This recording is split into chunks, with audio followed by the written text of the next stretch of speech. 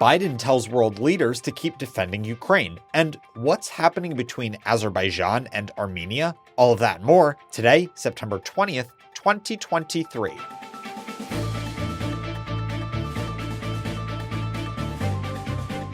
Good morning, early birds. I'm Jonathan Lehrfeld, and this is the Early Bird Brief, produced by Defense News and Military Times. First up, President Joe Biden made a robust call before the UN General Assembly that the world must remain united in defending Ukraine against Russian aggression.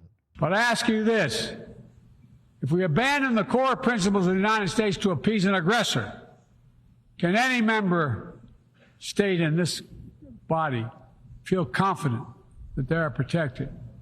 If you allow Ukraine to be carved up, is the independence of any nation secure? I'd respectfully suggest the answer is no. In his speech yesterday, Biden called on world leaders to not let support for Ukraine fade. He argued that Russia is counting on countries to grow tired of prolonged conflict, which he said will allow it to brutalize Ukraine without consequence. Biden repeatedly emphasized that institutions such as the United Nations and international coalitions have helped the world confront significant challenges. Biden's message of unwavering support for Ukraine will play out as Congress is increasingly divided over providing additional funding for Kyiv. Some House Republicans are opposed to more Ukraine aid. There were some notable absences as Biden made his case before the General Assembly. British Prime Minister Rishi Sunak, French President Emmanuel Macron, Chinese President Xi Jinping, and Russian President Vladimir Putin all skipped the gathering. After the speech, Biden met with the UN Secretary General, as well as leaders from the so-called C5 group of Central Asian nations, which include Kazakhstan, Kyrgyzstan, Tajikistan, Turkmenistan, and Uzbekistan. Ukraine President Volodymyr Zelensky also spoke at the UN yesterday. He told world leaders that Russia is weaponizing everything from food and energy to abducted children in its war against Ukraine. Both speeches came amid the most recent meeting of Ukrainian allies at Ramstein Air Base in Germany. Defense Secretary Lloyd Austin urged allied defense leaders there to provide Ukraine more to defend itself from Russian aerial attacks. Air defense is saving lives. So I urge this group to continue to dig deep on ground-based air defense for Ukraine. And we must continue to push hard to provide Ukraine with the air defense systems and interceptors that it needs. Austin also said the M1 Abrams tanks promised months ago will soon begin arriving in Ukraine as expected. Biden is scheduled to host Zelensky for talks tomorrow at the White House. Another important story, the crash site for a missing Marine Corps F-35 stealth fighter jet was located Monday. Authorities found it in rural South Carolina after the military asked the public for help finding an aircraft built to elude detection. The debris field was discovered about 2 hours northeast of Joint Base Charleston. Authorities had been searching for the jet since the pilot ejected and parachuted to safety into a North Charleston neighborhood Sunday afternoon. His name hasn't been released, but officials said he was taken to a hospital where he was in stable condition. The Marine Corps said in a news release on Monday evening that the mishap is currently under investigation. The Marine Corps also announced Monday it was pausing aviation operations for 2 days after the fighter jet's crash. It's the third costly accident in recent weeks. In other news, according to new research released by Wounded Warrior Project yesterday, injured women vets are lonelier and more stressed than their male peers. For more on this, Military Times' Leo Shane III joins the episode today. So what did researchers uncover about female veterans, especially those with lingering military injuries? Yeah, look, Wounded Warrior Project has been tracking this population for a while here. They're often asking questions of their members who are, in many cases, severely wounded or dealing with some long-term injuries from war. And they've been looking specifically at women veterans who are dealing with these injuries. So this isn't necessarily findings that reflect the entire veterans population, but really specifically women who have come back with the wounds of war. And what they've found is that issues like loneliness, depression, anxiety, these are even higher among women who are dealing with those long-term wounds than among men. 73% of the women they surveyed this time said they've experienced loneliness and isolation. That number is about 65% among men. It's actually lower than what they found a few years ago, so there's some signs of improvement. But the researchers that I talked to with Wounded Warrior Project said, look, this is indicative of some gaps in the transition from military life to civilian life. A lot of these women don't have mentors or close friends or people they can rely on. It's a struggle for a lot of veterans as they go from military life, which is very regimented and is very structured, to civilian life. But even more so for folks who are dealing with injuries like a missing limb or PTSD or, even just things like depression. So they're concerned that this is really going to compound the chances of these folks healing and finding ways to get back into society. Why is this type of research important given the future demographics of the veteran community? Yeah, look, the number of women veterans is supposed to increase steadily over the next few decades here. We've seen more women entering the military as more jobs have opened up, combat jobs.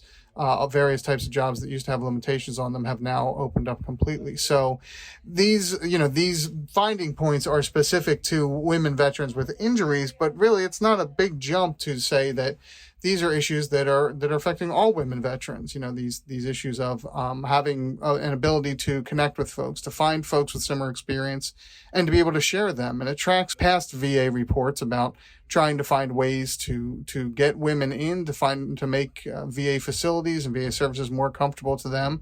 A lot of VA facilities, a lot of veterans help is still geared towards men because that's the majority of veterans out there. But the risk is if there's not tailored services for women veterans, they won't be able to take advantage of it, or they won't feel comfortable taking advantage of it.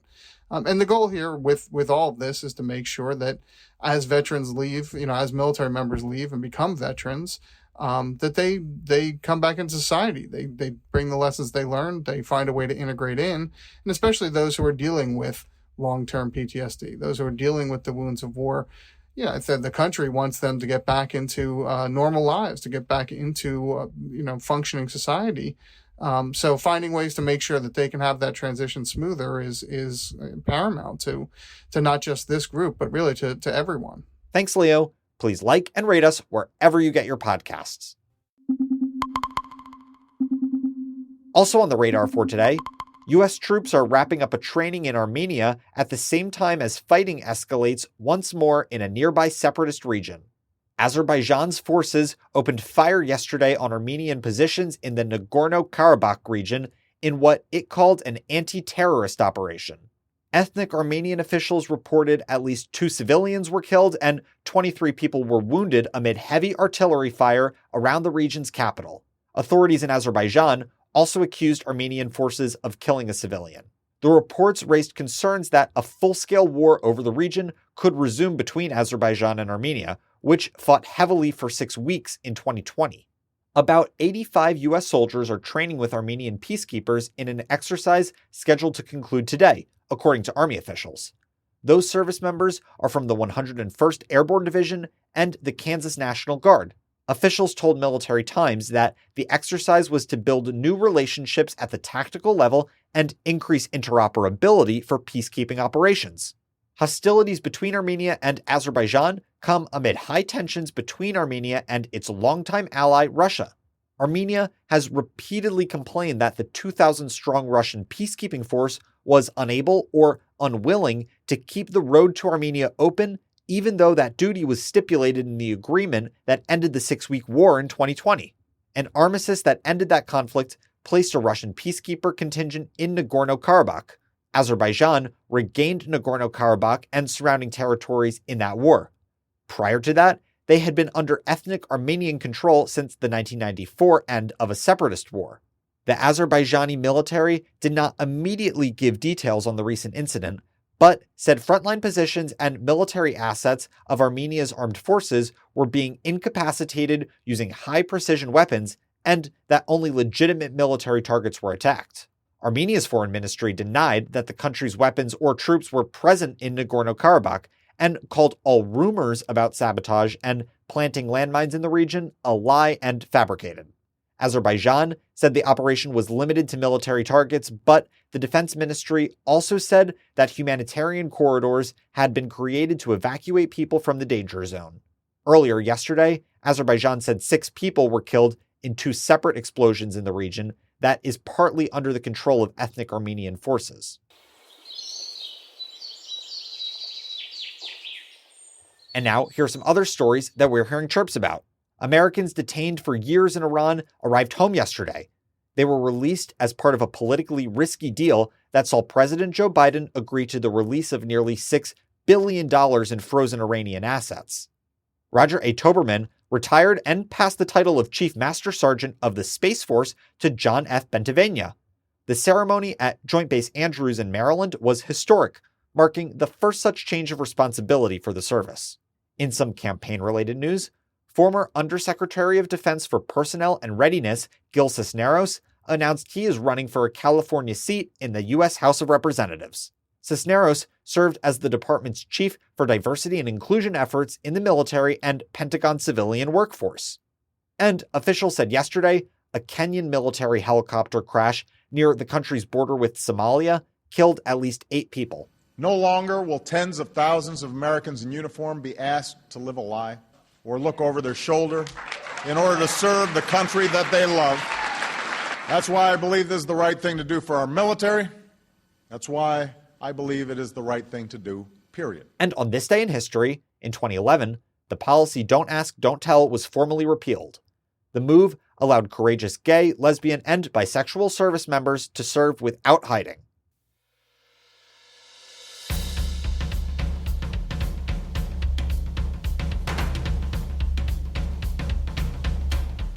That's it for us this morning. To get more of the top stories and breaking news, go to defensenews.com/EBB to subscribe to the Early Bird Brief newsletter.